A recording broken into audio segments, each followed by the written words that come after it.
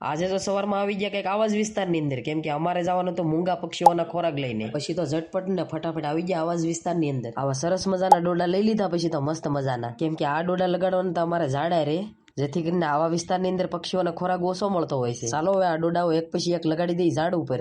મિત્રો જોઈ શકો છો પાણી તો આ એરિયાની અંદર ભરપૂર પ્રમાણમાં છે. આ વિસ્તારની અંદર એક જાતનો ડુંગર ટાઈપનો વિસ્તાર છે અને સુનસાન જગ્યા, ઝાડીઓ, જંગલ ટાઈપનો વિસ્તાર છે, તમે જોઈ શકો છો. પણ અહીંયા પક્ષીઓને ખોરાકની જરૂર પડતી હોય છે. તો આજે અમને નવો એક વિચાર આવ્યો છે કે આજે પક્ષીઓને કંઈક અલગ જ આપણે ખોરાક માટે લઈ જઈએ. તો આજે ડોડા લઈને આવી ગયા છીએ અને પક્ષીઓને ખાવા માટે ડોડા તો અહીંયા અમે અમુક ઝાડની અંદર લગાડીએ છીએ. પછી તો એક પછી એક ઝાડના થડની અંદર આ રીતના ડોડા લગાડવાનું કામ શરૂ કરી દીધું અમે.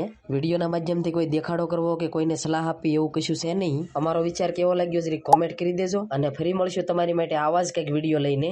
વિડીયો ગમ્યો હોય તો ચેનલને જરાક સબસ્ક્રાઇબ કરી દેજો.